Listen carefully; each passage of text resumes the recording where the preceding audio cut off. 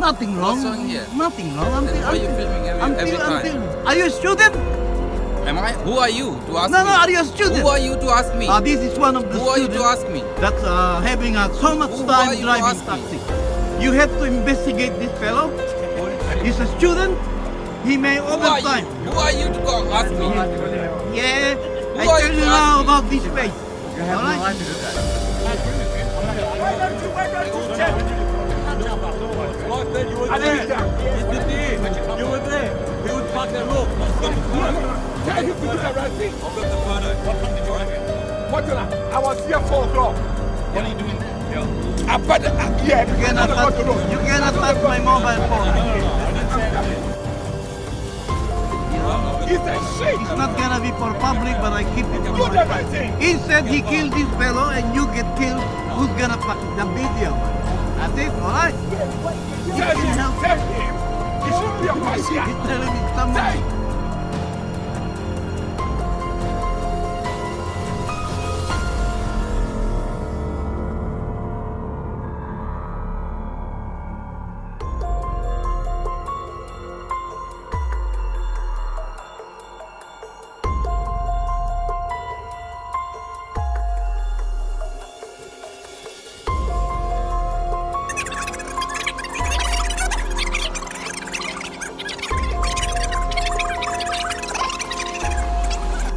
Coming up, out of control. Taxi drivers taking their passengers for a frightening ride. Did you get a cab? Oh gosh, no. Dirty dealing and fraud Disabled Australians treated like cash cows. Absolutely. that has to be seen to be believed. I'm not going to sit here and tell you that every driver we have is an angel.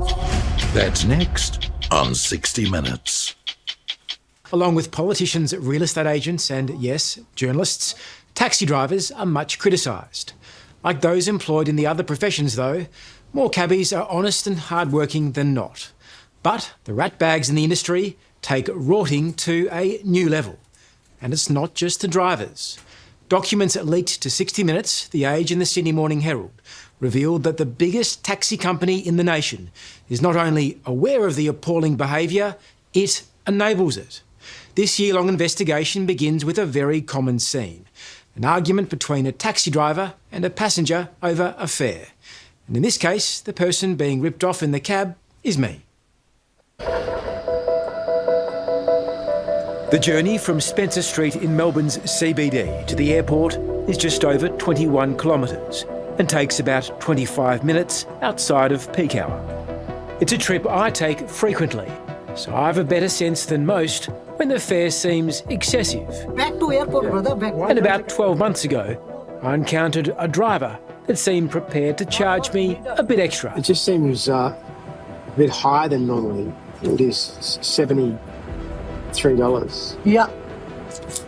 It normally costs me about $50 from the air. No, brother, no 50. On that day, there was no traffic or any other significant delay. It could explain an increase in the usual fare. This inflated price appeared to be an attempt by the driver to make a quick buck. Just explain to me, why is the pickup hotel? Brother, pick up in the front of hotel. Just a pick up straight. Will you pick me up at the station? Southern Yeah, Cross brother, Station? this station, decision not... Most busy passengers wouldn't bother arguing with their driver. But at the time of my encounter, I'd begun the investigation that led to tonight's program, and I suspected he'd tweaked his terminal to rip me off. And as I pushed the point, he offered to return the $20 he'd overcharged me. No problem, you pay the $20, I back you $20. No problem. I don't want your money. The driver knew the ruse was up. Not only was he trying to hand back money, it was obvious the receipt he'd generated was also inaccurate. Brother, you wanna go, you wanna go. Why you give me... When I questioned him, he turned aggressive. Brother, this is a $77.90. So why you give me $20 back? You asking me $50. Hey. Excuse me, you can't do that.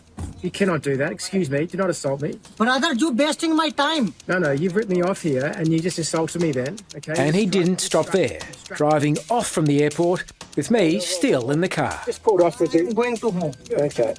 Just let me out here. You're now kidnapping me, all right? No kidnapping, brother. I'm going this side. Hey, you've ripped me off. You've struck me. Yeah, you check my ID, brother.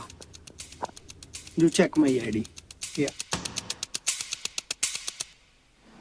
After driving me around the block at the airport, the driver let me out. But my experience is repeated far too often in taxis around the country.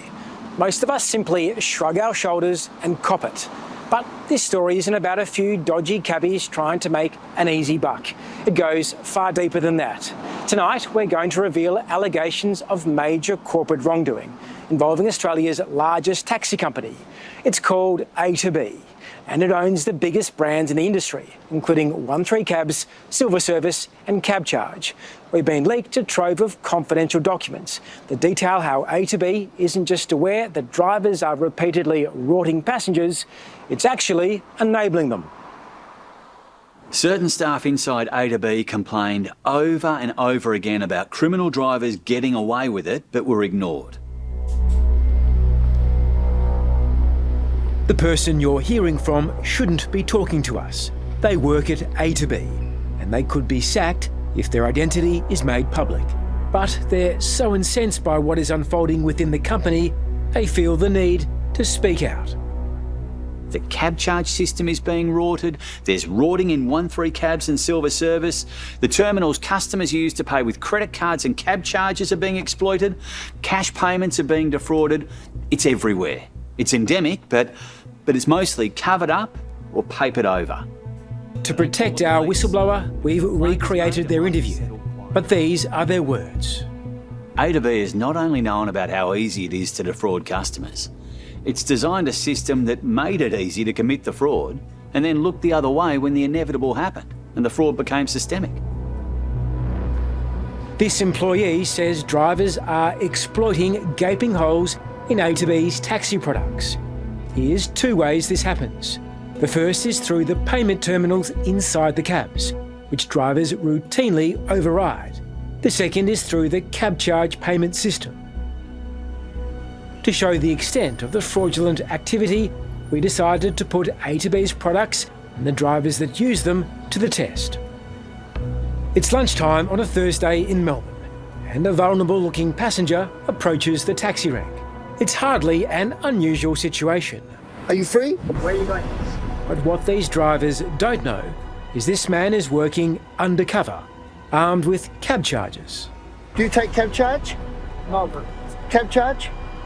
Posing as a confused elderly man, he's a prime target for unscrupulous taxi drivers.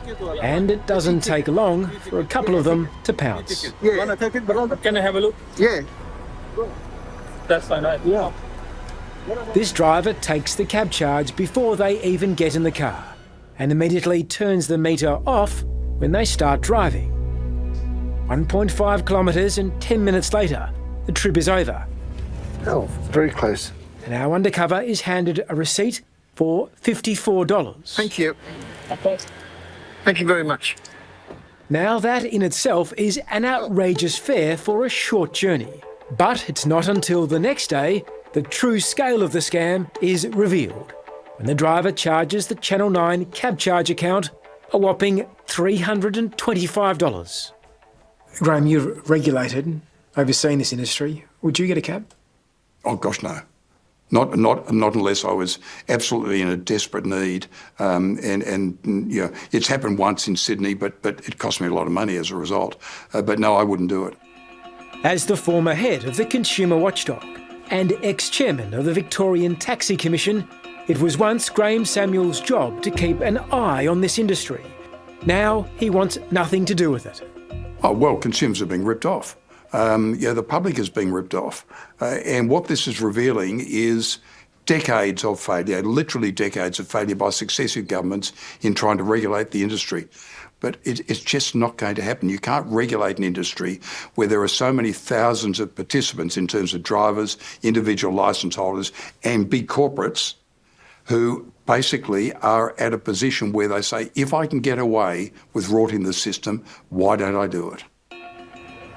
The problem for many passengers is that the fraud is not immediately obvious, especially when it comes to the way the cab charge payments are processed. But when you know what to look for, It's happening everywhere. A couple of hours after our undercover's first trip, he takes another short journey, this time from Flinders Street Station to Carlton in Melbourne. The 10-minute ride resulted in a $15 fare, or so he thought. The next day, it turned up on the Channel 9 cab charge account as a $174 charge. Are it so easy for drivers to rip off passengers? Because there's no accountability, there's no transparency. Big corporates are there and they're saying, we'll be complicit in what you're doing by just keeping it quiet and private.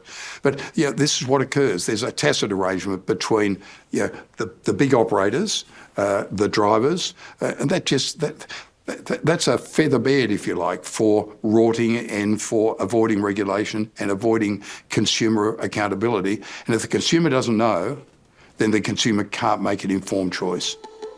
Rorting regular passengers is one thing, but defrauding the most vulnerable in our community is beyond low. And as you're about to see, some A to B linked drivers are doing just that and worse. When you see how they're being treated in the back of that cab, how do you describe that in layman's terms? Disgusting. Absolutely disgusting.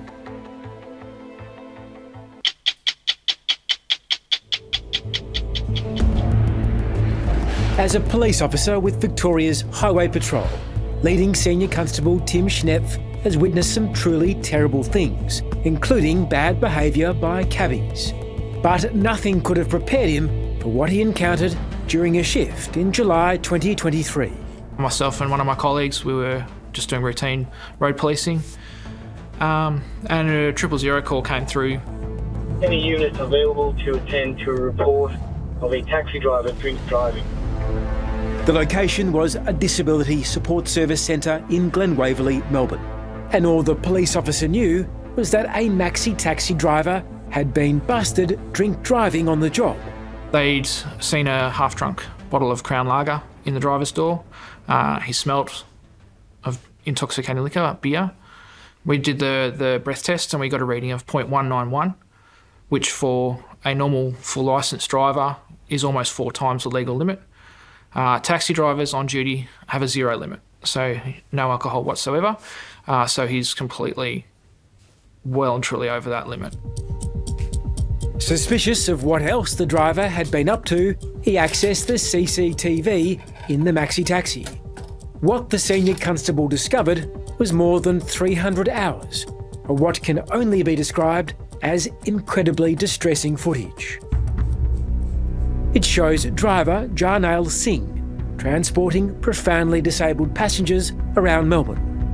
Most people would accept it's a job that requires care and compassion. But as you can see, Singh displayed neither of those qualities. In fact, he was nothing but cruel, physically abusing and emotionally taunting his terrified victims. It was just a consistent theme, day in, day out. He just didn't secure the wheelchairs. He didn't apply the brakes. Multiple assaults. It was just dangerous driving. He was drinking whilst he was driving. He wasn't wearing his own seatbelt. It was just unbelievable. When you see how they're being treated in the back of that cab, how do you describe that in layman's terms? Disgusting. Absolutely disgusting. How can someone treat another human being like this? This one organ can make a woman's belly big and stick out. And no matter how many diets or how much exercise... When Liam gets into a taxi or an Uber, how vulnerable is he? He's 100% vulnerable because he cannot communicate in any way if he's being mistreated. If he's being abused or mistreated in any way, he cannot tell anyone he trusts what has happened to him. So he's a sitting duck, really. Yeah. Look at this. Look at the city. Sandy Guy's son, Liam, was one of Jarnail Singh's regular passengers and frequent victims. Liam can't talk, but this CCTV, obtained by 60 Minutes, speaks a million words. He was treated like an animal. Our beloved Liam was treated like an animal. And I'll live with that for the rest of my life. How many rides did Liam take with this taxi driver? I know that Singh was driving Liam for at least a year before that, and that is something that causes me just the most terrible trauma, to even think what that man might have done to Liam in that previous year. How can this be allowed to happen? What are you doing? It obviously triggers that response from you. What do you see? I'm getting a bit emotional because I see it. It's a combination of anger and real upset. I mean, how can this be allowed to happen? It's just disgraceful. And I look at the driver there hitting the passenger on the head. You know, I just can't believe it. Just can't believe it. We showed this vision to the former chairman of the Victorian taxi regulator, Graham Samuel. The fact that they can get away with that over and over again, what does that say about the state of the system? It says that the regulators are failing, the regulations are failing, and frankly, governments ought to be ashamed. They've instituted these regulations, they've instituted these regulators. They ought to be ashamed that this is still happening. Which taxi company was the offender driving for? The taxi was marked up with 13 cabs. Australia's biggest taxi brand. That's right, yeah. You'd think, one would presume, that 13 cabs would at least have systems that would pick this stuff up. You'd think so, yep. But in your mind, they were missing? Absolutely, yep.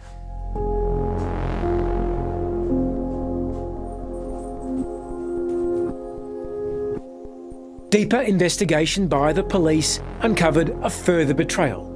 Singh wasn't just physically abusing his passengers, he was also ripping them off over and over again. How was he defrauding these disabled Victorians? So he was activating their accounts whilst he had no passengers in the car. He was overcharging them by starting the meter early, or he was not turning the meter off when he was dropping them off and kept the meter running for a significant amount of time after the journey had finished. How easy was it for this taxi driver to financially rip off these customers? I think it was too easy. I believe they targeted people like Liam who simply couldn't tell anyone that they were being ferried all over the place. I mean, I have one docket of Singh's which says Liam was taken from North Dandenong to North Dandenong. I don't think Liam's ever been to North Dandenong, and charged $50 or something. So they obviously absolutely focused on people who they knew could not communicate.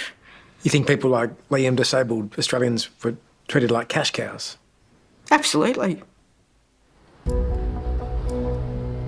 Despite initially denying the accusations against him, Jarnail Singh pleaded guilty to 499 offences. In December last year, Sandy and the families of Singh's other victims gathered at Melbourne's Magistrates Court. Singh was fined just $20,000 and avoided jail. The magistrate, however, demanded changes to the law to make it easier to send offenders like Singh to prison. Had Singh not been pulled over for drink driving in his maxi taxi with a disabled person inside, would he still be offending? I have no doubt. I think he'd be out there doing what he'd been doing with impunity. Up next, defending the indefensible.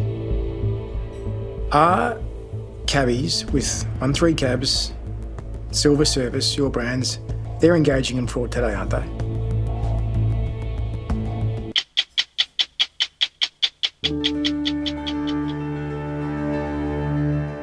In July 2023, Bridget did what many do after a night out dancing with friends.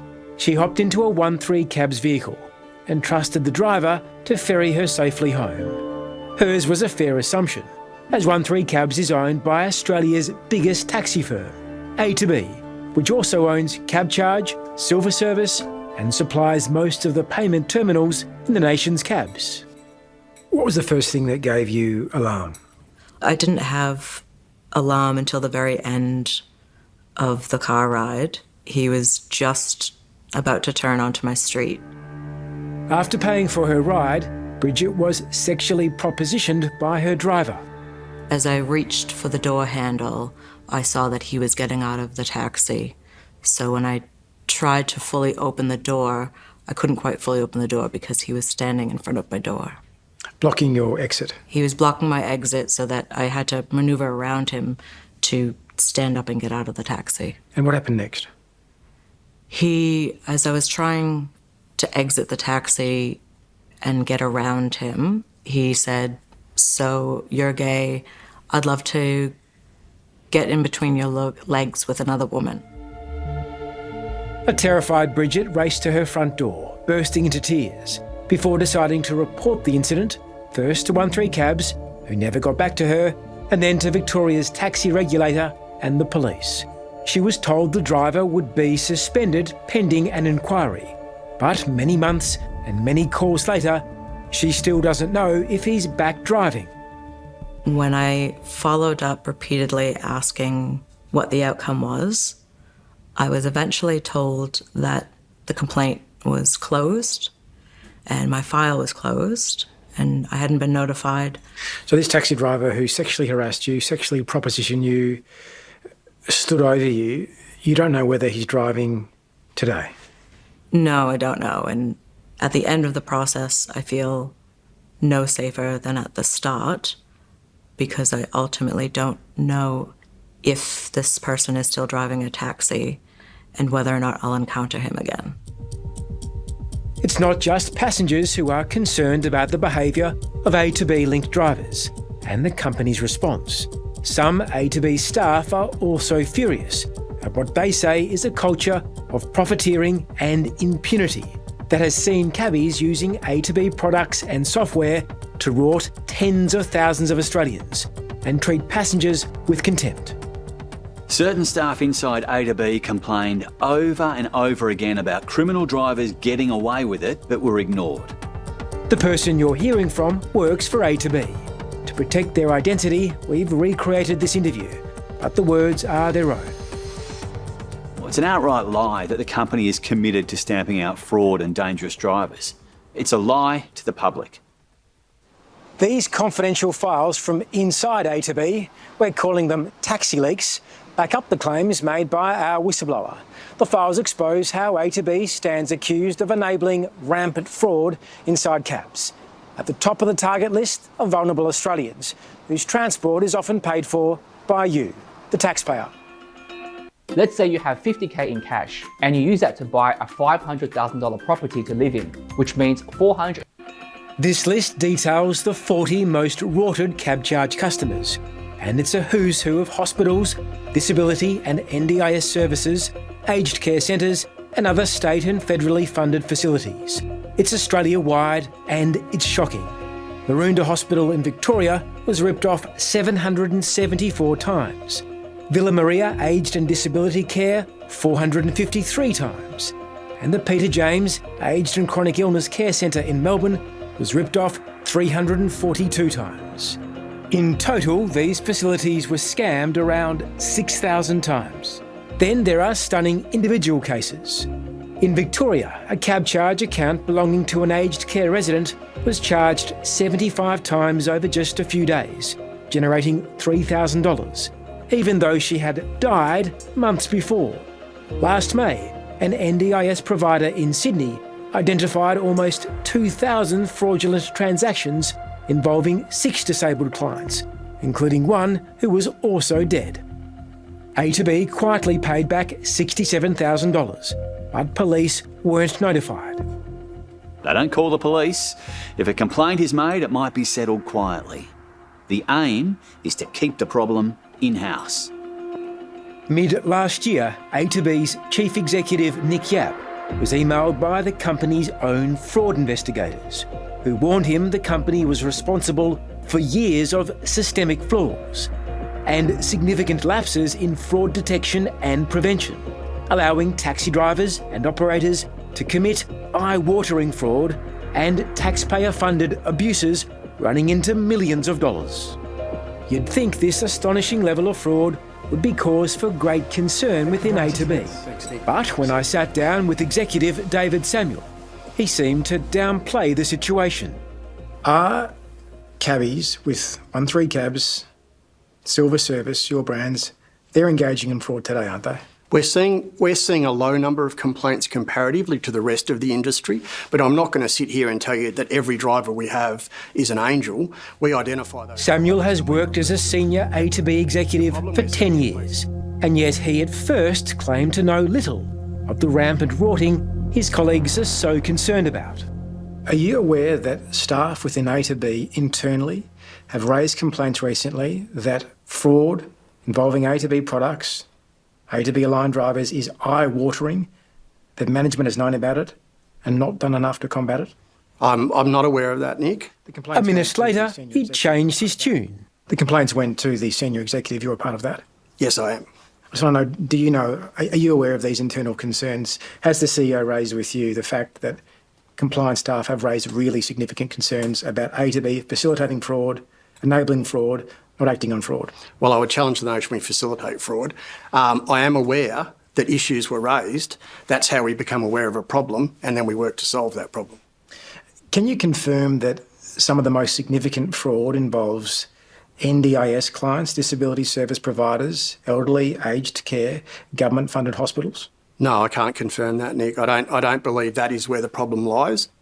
So you're seriously saying you can't confirm that significant NDIS, disability service providers, aged care facilities have not been ripped off using your products? You can't confirm that? You're not aware of that? No, I'm saying we don't believe those services are being ripped off. Let me give you some examples. Maroondah Hospital, 774 times ripped off.